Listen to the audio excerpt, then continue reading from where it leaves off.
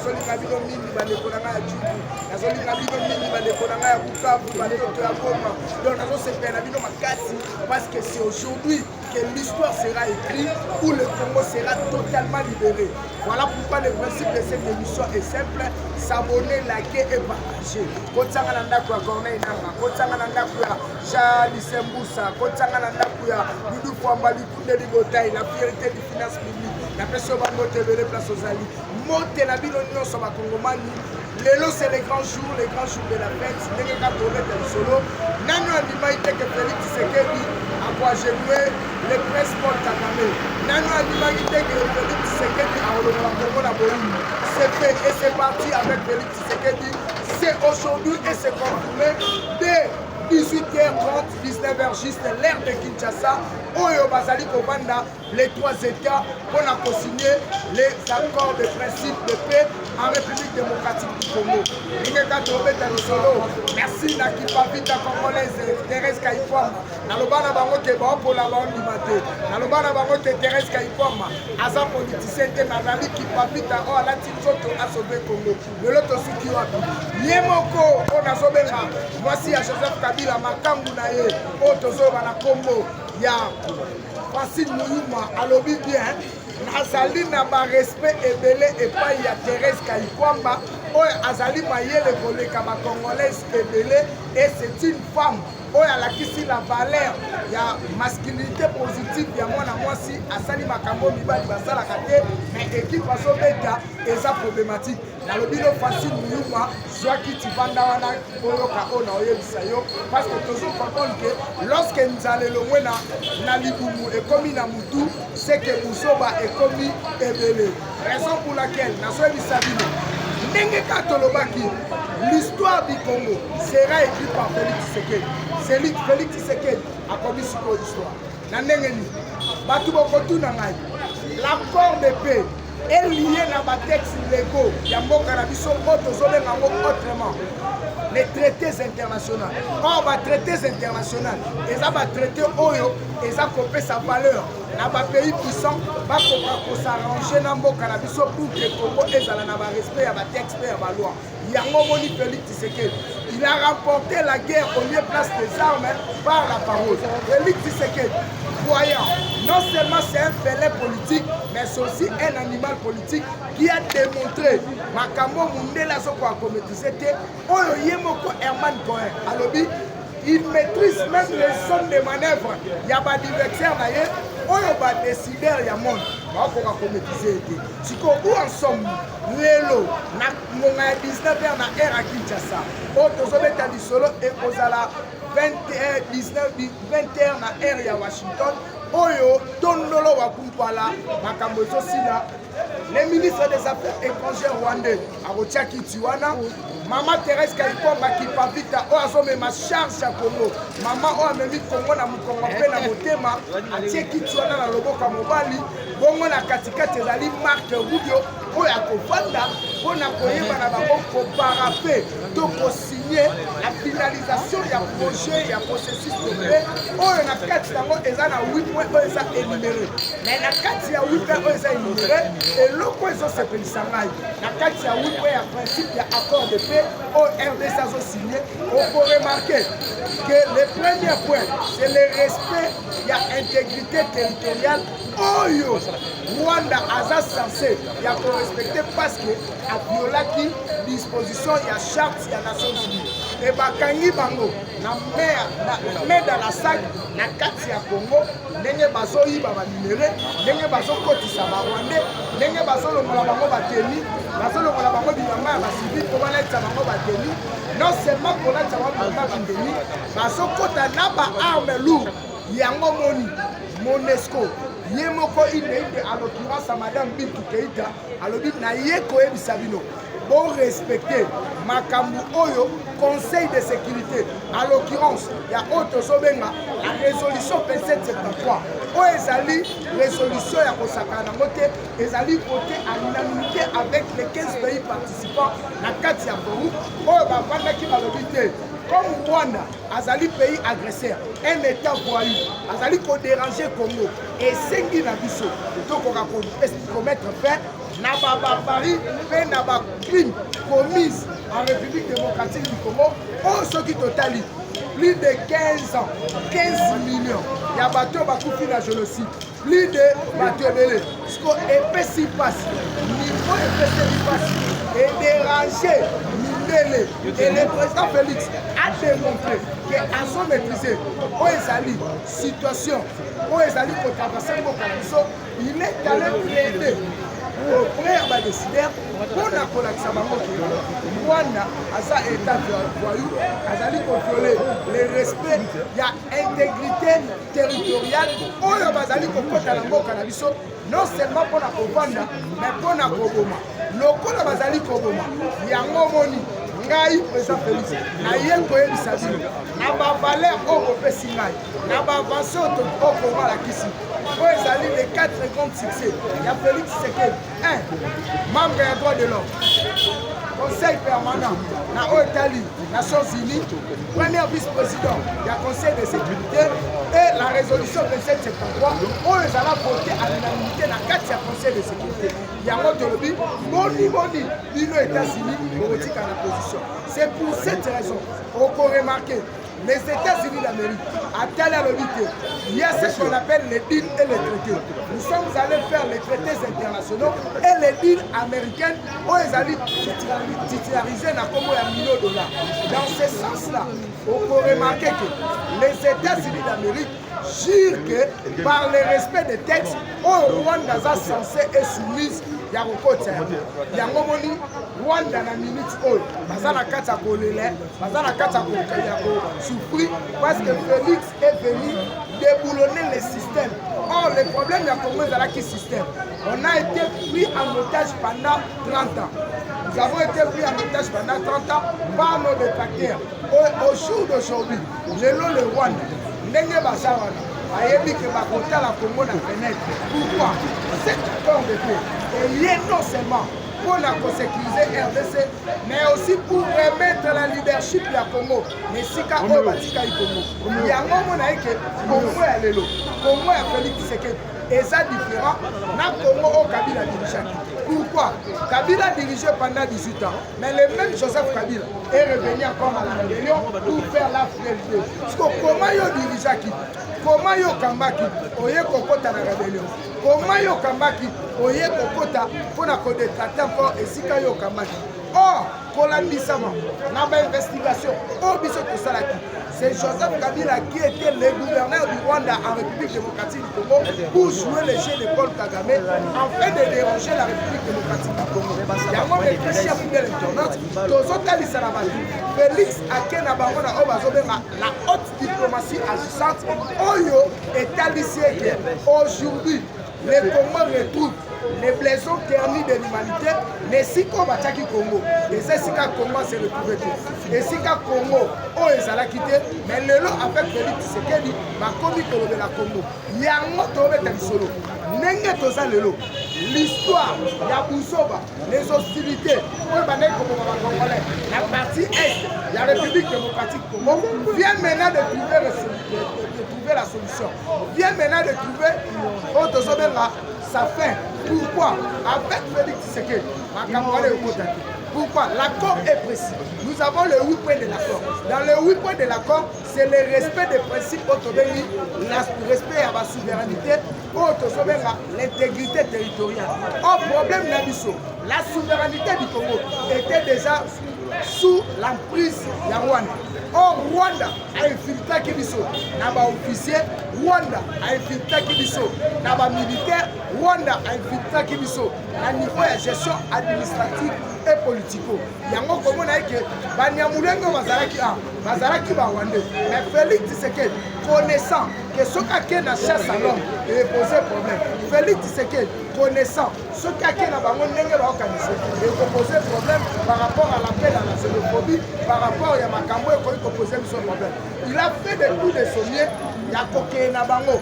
Par rapport à Yaberer Nabango, Oyo Bazali qu'on respectait la charte des Nations Unies, les Nations Unies à Kobela, Makambetali Baïka. Loko la Bango Bayaka, Kobaï Babiso, Kobabo Babiso, Lelo, Moko ya Congolais du centre, à Télémi, à Mouye Mayo, aye kobelela na monde entier boni bozotika biso baye oyo babomaka biso. Le Congo retrouve maintenant son intégrité territoriale oyo ezalaki perdu, oyo ezalaki beaucoup plus rejeté. Mais lelo, à travers la diplomatie agissante du chef de l'État, nous avons vu combien ou comment les clans Kabila et les clans Rwandais basali na kati ya bouleversement, na kati ya Kobunga, oyo lelo Félix abimi sain et sauf. Mais tant que Félix Tshisekedi alakaka bango ke akodeboulonner système, bamonaki yango neti aventure. Tant que Félix Tshisekedi alobelaki bango ke akodeboulonner système, bamonaki yango c'était de la mafia, c'était de la blague et c'était de l'aventure. Raison pour laquelle le président de la République, Félix Tshisekedi, a kena bango calmement, lentement et sûrement, a sali de façon que à mettre bango à genoux, à sala bango de façon que à la qui la face du monde, oh toza lelo, ezali Rwanda, oh tozo sala lelo, ezali Kagame, oh ezo sala malelo, c'est Joseph Kabila. Moi je me souviens, quand le président a parlé pour la première fois, il y a que Joseph Kabila est le maître du supplétif BM23 et les AFC accordés à Joseph Kabila. Le président était mal compris, il y a eu des interprétations au Seigneur qui est là. Mais tout le monde a compris qu'à l'occurrence, il y a Kika Yabin Karou a confirmé, mais à lobby, la Katia Bangonios, que les objectifs du M23 est le même avec celle de Joseph Kabila. Il y a un moment où donc nous sommes Joseph Kabila, na Katia Goma, nous sommes Joseph Kabila, na Katia Rwanda, Joseph Kabila et le Rwandais qui est venu nuire les Congolais, où il a soigné par son propre piège. Aujourd'hui, c'est lui qui a dirigé pendant 18 ans. Qu'est-ce qu'il fait encore? Au Bosana, pour diriger du solution. Il a évité peut-être pas le Baralinga la tête, mais c'est un des hommes de mon aïké et c'est humiliant. Moutou Akambi, ou à sa modèle, Moka et Nora qui est épessier titre honorifique, il y a autre Sobenga. C'est la terre à vie. Oh, titre Joseph Kabila Zouaki. ezalaki titre oyo elingaki kokotisa ye na histoire ya mboka na biso lokola ye alingaka kozala na histoire ya mboka na biso te. Cela a permis à Joseph Kabila de faire la rébellion pour faire tomber Félix Tshisekedi. Aujourd'hui, avec Félix Tshisekedi, le Congo retrouve son blason thermique. Et si comme on est comme la Congo, le lot va comme la Congo. Et si comme on est comme le solo à Congo, la comique comme le solo à Congo. Il y a un autre lobby dans la Congo, à partir de 21h, 22h, soit lobby dans Congo. Et si on a par rapport à la fusion horaire, la moukana bouteille à champagne, la moukana bouteille à vin, la moukana bouteille à makambo zanango, pour voir comment Félix Tshisekedi a sauvé le Congo. À l'occurrence, il y a diplomatie agissante. Il y a un mot le dit bien. Dans le mois de juillet, c'est le nouveau Congo qui commence. Pourquoi le nouveau Congo? J'invite les Congolais au calme. M23, on a libéré l'espace dans ma côté.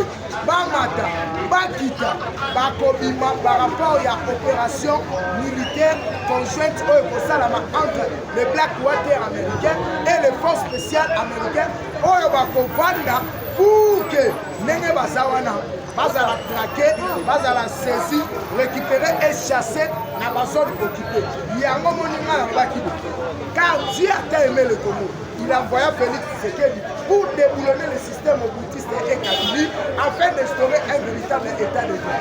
Avec un pays de droit, nous avons réussi à gagner la guerre sur le plan diplomatique à travers les traités internationaux. Or, les traités internationaux, les traités Oyo, et hier pour Salama, pour la respect à la tête, il y a un moment Paul Kagame, connaissant sa faiblesse, Paul Kagame était déjà affaibli. Il y a un mot à créer, comme on appelle la biscose. Il y a Kolobaï qui a Koufi, il y a Kolobaï qui a Omon à la tête, il y a Kolobaï qui a Zate, de toutes les façons. Et ça, justement, on a pour affaiblir l'ISO avec les lots, tout comme on est si comité. Mais comme il y a la fin de chaque chose, il y a la fin de toutes choses. Félix Tshisekedi est venu avec sa sagesse et son intelligence à s'appuyer dans les traités internationaux aux États-Unis, abimi lokola partenaire privilégié, abimi lokola partenaire engagé pour la aider RDC à retrouver intégrité naïe. Et lorsque le Congo aura à retrouver son intégrité, Makamba Boussoba, Makamba ba rébellion, Makambu ya ba pillage, Makambu ya koyiba ba ressources minérales et kozala lisusu te. Pourquoi? En dehors, il y a encore autre chose signé le lot. Il y a ce qu'on appelle les deals entre les États-Unis et la RDC. Pourquoi cette deal? Cette deal permet à RDC de pouvoir développer ces espaces infrastructures, ces espaces d'entrepreneuriat et ces espaces sur des relations bilatérales entre d'autres pays. Or, Donald Trump a juré aux faces du monde qu'avec sa politique actuelle, dans la nouvelle donne politique, Donald Trump a et ça dit pour que chaque État africain a développé selon vision à chef mais en restant en partenariat avec les États-Unis, la partenariat gagnant-gagnant. Or, les États-Unis ont compris, n'est-ce pas, soit que la pays africains, et qui erreur pour que pays africains, Poutine, la puissance mondiale. Or, États-Unis, Azali première puissance mondiale, où a détenu l'arme à première génération, il y a on peut remarquer, tant que Donald Trump a montré que Israël a commis la faiblesse contre l'Iran, le pôle à Israël, ils ont soutenu les États-Unis et États-Unis, ça va dans les Israélites, ça va dans Donald Trump a donné les injonctions. La force américaine va s'épélisser l'Iran dans des missiles très sophistiqués, très avancés. Il y a pour attaquer au centre nucléaire de l'Iran. Pour la ça c'était quoi? Pour la ça Poutine que les États-Unis ont une réserve stratégique et sécuritaire il y a monde pendant plus de 100 ans. Yo oye na misuma osale loko kosala te. Yango tolinga total salama. Que position Rwanda zala inango. J'avoue et je mets quiconque en défi. Pays mon côté Afrique kokai côté le Rwanda. Pourquoi? Les démocrates américains, ils ont fait de la République du Rwanda comme étant les puissants africains sous la bénédiction des États-Unis. Pourquoi? Il y a la base de l'OTAN africaine. Où ils allaient qui basé la Rwanda. Or, il y avait des radars, des satellites américains, où les démocrates américains, les impérialistes, à travers les hommes d'affaires américains, il y a qui investit dans Rwanda pour que ça ait la facilité, il y a copié les minéraux dans le. Mais avec la diplomatie et la parole séduisante, il y a Félix Tshisekedi, il est allé démontrer l'incapacité à Paul Kagame sur l'harmonisation il y a un pays entre les États africains. Félix Tshisekedi est allé dire à la tribune des Nations Unies comment bino bamindele boza à l'aise mais biso en Afrique to ya mortalité nzela ya tuerie pillage crime de guerre eza komata tant asali ba discours séduisance ba décideur ya monde batali ba lobité makamwa mobala soloba ezali piège pour la biso comment un africain akobana ko accuser biso il faut tourner le dos il faut tourner maintenant les regards vers l'Afrique pour en savoir qui est le problème. Or le problème en Afrique présentement maintenant c'est le pays des Grands Lacs. Or, le leader du pays des Grands Lacs, c'est Paul Kagame. Or, Paul Kagame, c'est le problème en Afrique. Yango Félix Tshisekedi avait compris, comme le Congo était devenu un succursale à Katia Rwanda, Félix Tshisekedi ne voulait pas passer sa leadership. Il voulait maintenant écrire une histoire. Pourquoi écrire une histoire? Parce que le Congo, pendant 30 ans, ils allaient sous la prise de Rwanda. Yango Félix Tshisekedi le dit, 30 ans ça suffit, il faut maintenant retrouver notre intégrité territoriale où ils allaient qui bafouer, où ils allaient qui arrachés par nos adversaires, nos adversaires au Tobengi Barwandais. Raison pour laquelle Barwandais, tant que Félix ça y est, va juger un pantin, un placebo, un malhonnête, il fera rien, il fera 6 mois. Problème de la Zaki, problème de la Zalaïque, comme Félix ne maîtrisait rien. Or, et l'autre c'est lui qui maîtrise la politique, maîtrise tous les aspects techniques et financiers, social, santé et amour cannabis, parce que la politique au Congo englobe tout. Et le tout est politisé.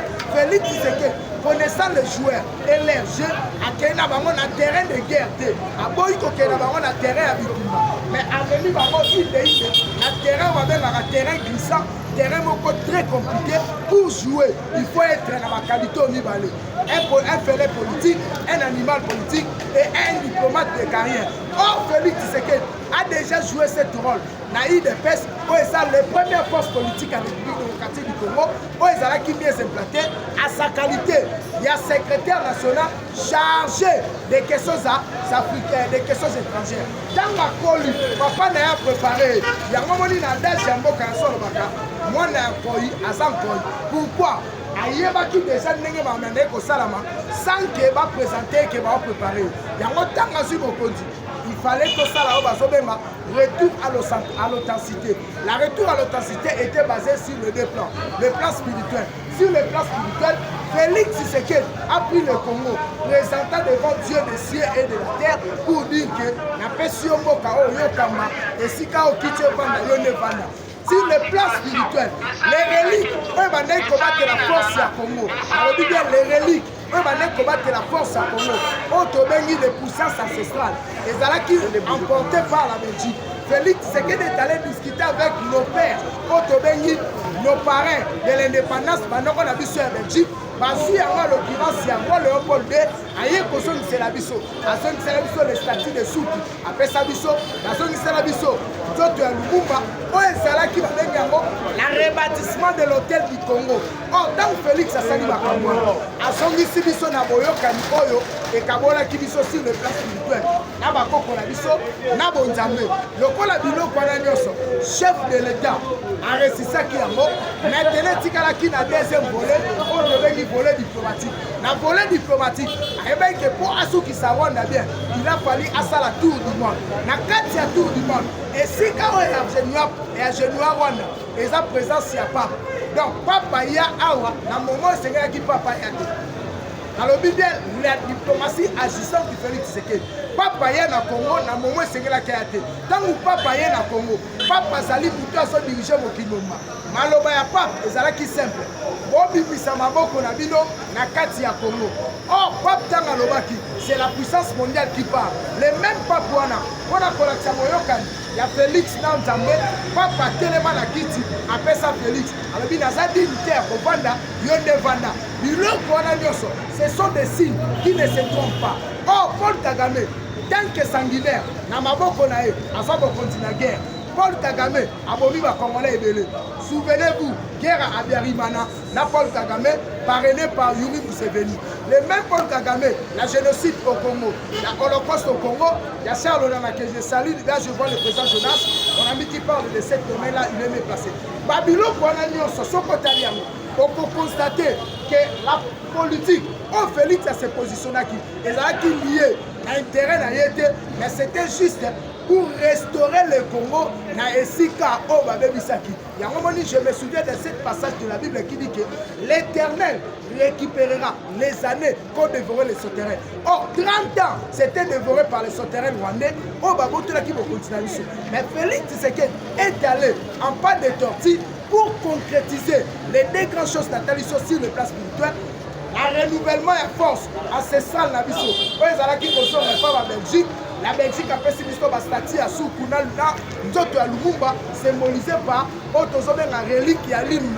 Oyo qui était pendant 30 ans, pendant 18 ans, Kabila a sorti à Moko. Mais Félix est allé négocier la procédure. Pape Ayambi Félix, Pape Ayena Congo. Et le plus grand enjeu, pour affaiblir Russo sur le plan diplomatique, c'était l'organisation. Il y a OIF, il y a Jeux africains, Otobengi, Jeux et la francophonie. Or, les Jeux de la francophonie ont fait venir de grandes personnalités à monde, telles que Mandekouta, Montréal, Canada, Québec, Maya, Awa, et tous les pays africains, au français, dans les pays du monde, Ayaki, qui s'est séjourné, et le Congo est intervenu, interhospitalier. Depuis que tu as une organisation, la francophonie est la cause à la tête. Balengudu ya Kapela, Babini na Bandal, Batamboli, Napena Kangina Bangoba photo, si le long a moi si à Malgache, na Kopera Kanaye, par rapport à la francophonie, c'était grâce à Félix. Alors, toutes ces diplomaties-là, nous ne la pas dans le bilan, nous tous sommes à notre travail. Tu vois, et l'autre sali, États-Unis, appelé RDC Zani. Donald Trump na premier mandat na a soit envoûtement otobengaka a soit envoûtement bien de la match alors je ferai de mon mandat la RDC otozobenga partenariat privilégié donc mon partenaire privilégié mais Donald Trump a soit qui cherche ça la bisoté ça la premier mandat à Longwa maintenant tant que Donald Trump a sonné les dictateurs américains otozobenga les démocrates Joe Biden tant maye a talibé intérêt il y a des impérialistes américains à Rwanda ou les hommes d'affaires américains tels que Bill Gates, tels que Matunyo Swana, abandai koyiba minéraux na biso. Na kati ya koyiba minéraux na biso et pesi bango passe. Sikoyo réalité zani, réalité zake tant nous donner ton pays pour l'instant na kati ya États-Unis, Batu bazali ko diriger ezali ba démocrates américains. Or les démocrates américains sont nombreux basa ebele na compte ya Sénat américain, na compte ya Congrès américain. Na compte ya Sénat américain, batali balobi les projets qui amènent la République démocratique du Congo. Na compte na biso ezo sala eke Congo ekende liboso. Voilà pourquoi Sénat a pas moli projet accord de paix. Sénat a sali que Congo ekende liboso. Par rapport à le Congo est maintenant l'accord du siècle, l'accord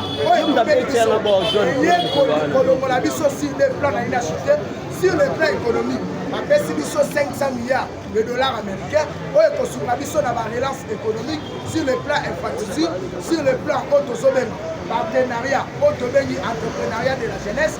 On a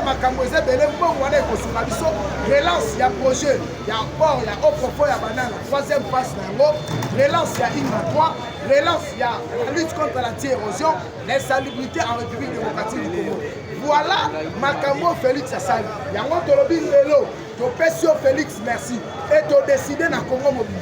On nom il y a Congolais, on va libérer qui gouvernance, on va libérer qui vision. Je dis papa, nous obandi mandaté, au mandat on a 2028. Il y a un lobby élection et pourquoi?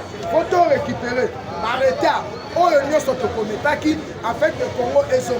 Lorsque Congo sont en nenge besoin que je dis que qui ne vota. Na lobby na bino ba M23, basa lokola l'Égyptien. Dans le bas Israël va vivre l'Égypte.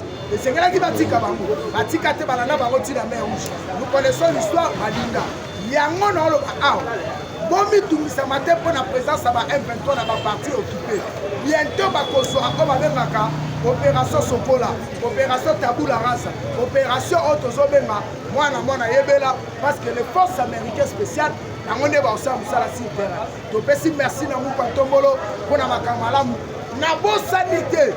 La fierté, il y a finance publique, les Kodoudou Famali Koundé Libotaï. Donc, appelle merci pour grâce à eux, finance Yango Kalabiso, le lot est Matisse PIB, donc comme fier, Oyo, Banque mondiale, FMI, Massa qu'on travaille dans biso sans relance.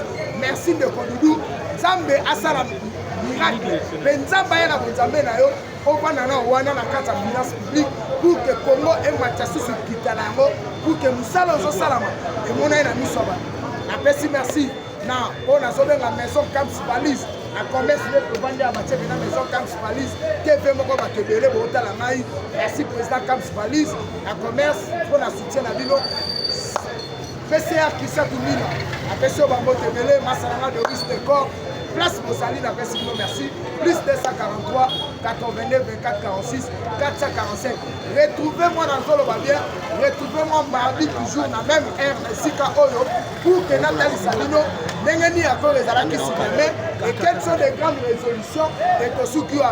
Et si Kozali ingeta kuzamba mona bino pambola yo lo sambo na ona prière na nde sali Congo etelema makele na nde sali Congo za la libérer sambe batela président Félix Tshisekedi soko kosonga te to bien que Congo oyo to continue kata kosepela pour que prophétie akimbangu misi ya la yala et ko kisami tika nzambe alola asa na bino to kutano bi c'était moi votre humble serviteur l'international Trésor Mokila communicateur d'investigation la défense les défenseurs du pouvoir tozawana pona koloba so biso tolobi te biso akoloba zate na lobi be plus de 143 82 24 46 mobenganga eza WhatsApp to solola ba situation surtout dans la maison d'information place on a zate mkamosani yebisanga donc olobela ko biso toza ba lobi ya moka zambe aba